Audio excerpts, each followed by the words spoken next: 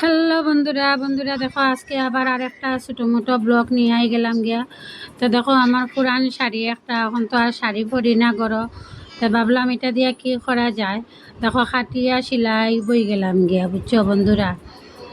এখন কত পুরানা কাপড় মাঞ্চরে দিতে হয়, প্রচুর শাড়ি অকল দিলাইছি অন্য গরিব দুঃখীয়ারে, আর এটা রাখছি ওইটাতে কিছু করা যাইব। তো দেখো চিন্তাধারার সাথে সাথে আমি সেলাইত বই গেলাম গিয়া। তো এইটা দিয়ে কি করছি তোমরারে দেখাইমো দেখো।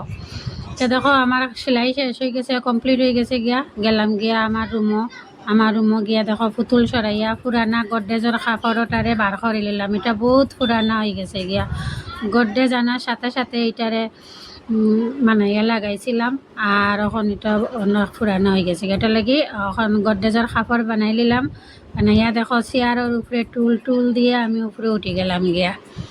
দেখো খেয়ে উপরে উঠে এইরকম কাজ করো, একটু কমেন্ট করিয়া জানাইও। তো দেখো আমার এইর ডাকনি হয়ে গেছে গিয়া, গডরেজের ডাকনি পুরানা কাপড় দিয়া।